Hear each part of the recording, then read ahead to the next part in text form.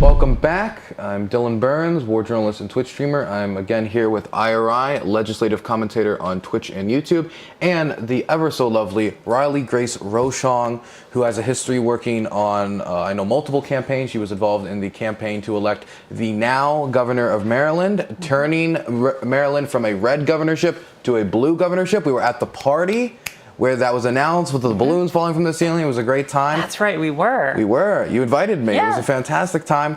What was it like canvassing today in Ohio, and why did you come out to Ohio to canvass? Yeah, thank you so much for having me on, Dylan and IRI. Why did I come out here? First, this is my home state, this is where I was born and raised. Granted, Cincinnati, bit of a hop and a skip away from Sandusky, Ohio, like the Huron sort of area. But I came out here because, first and foremost, this is my home state, this is where I was born, and I have a really deep invested interest in it. Also, I came out because my mother, Alicia Roshong, is running for the 89th district up for the State House of Representatives in Ohio. I came out with her so I could be able to support her in that as well. And I have a lot of really good hope for her. She's being supported by the state Democratic Party. And there's a lot of really good promise about her being able to flip a current red seat in the House over to blue. So that's due to redistricting and a little bit of back and forth Republican controversy. Yes. So she's uncontested in her primary, but but the Republicans are not uncontested in their primary. So they're duking it out right now. But we're out here, we're still working. We want to make sure we give it as good a run as we can. What was it like? I understand you canvassed today? Yes. What was it like canvassing in Ohio after being away in the better state like Maryland for so long? Well, I don't know about that one. That's a whole other. Anyway, that's not debatable. As an interviewer, I have to call out lies and misinformation, and sorry, that's just a fact. Don't make me pick between my two favorite states. All right. Well, I'm picking for you. I've knocked doors in other states and my home state, like my own neighborhoods and stuff. So I know it's a different vibe. So what was that like? So honestly, I'll compare with my experience door knocking in Maryland last year, or last year, 2 years ago. It's been a whirlwind of a couple of years. When I door knocked for Westmore and other campaigns around that same time.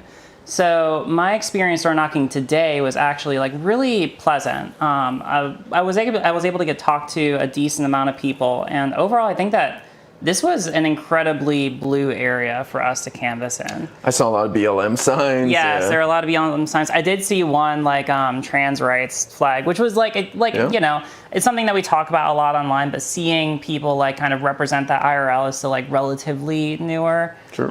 So I thought that was pretty exceptional. But most of the people, I think everyone I spoke to said that they were already registered to vote, which was great. They were, it wasn't I don't know, I can't remember the last time. No, the people here are really proactively involved, which was really good to see. Yeah. And then the issues, there's a bit of ambiguity about some of the people's their main issues that they were focusing on. Some people said I'll research it later. Oh, I'll figure out more later, which is probably honestly par for the course for most working class Americans.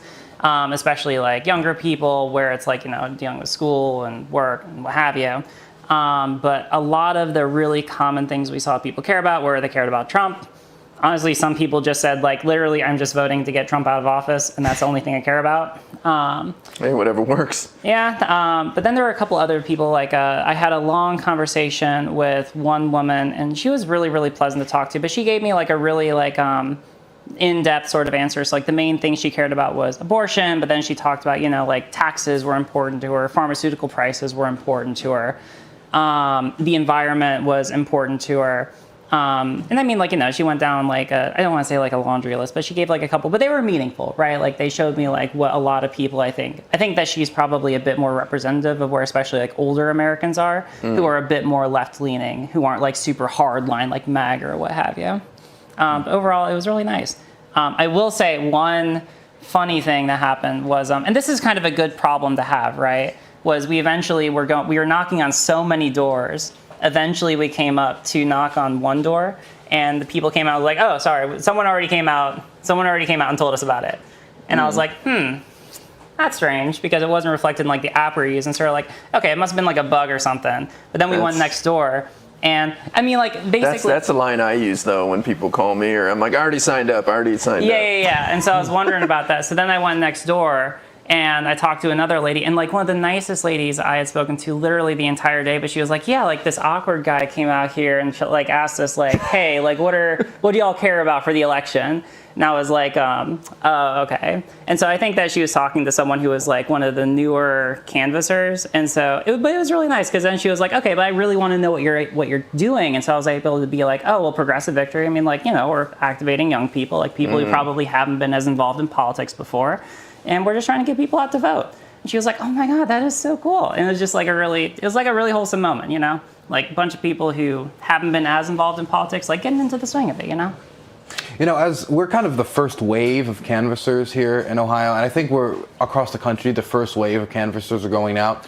And something that's really important about this first wave is experiencing the inaccessible homes. You know, in the minivan, oh, that house just isn't there anymore. It doesn't exist. I can't find it on the list. Oh, this house has dogs that aren't letting us by. The no trespassing. In a way, and I've been saying this all day, we take it on the chin for the next person who comes after us so they can be more effective.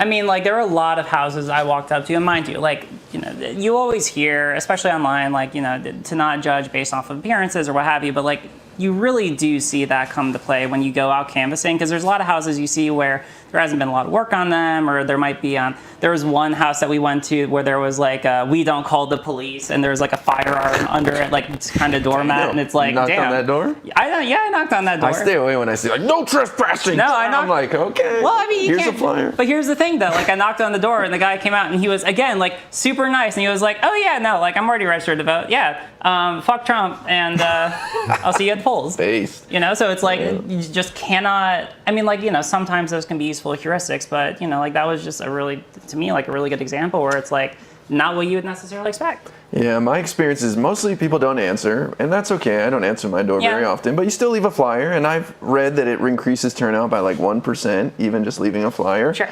And then a couple people come, we're already registered, but then you have a couple nice conversations, and that makes the whole experience worth it. Just those one or two people. That's it. It could be a guy walking his dogs down the street.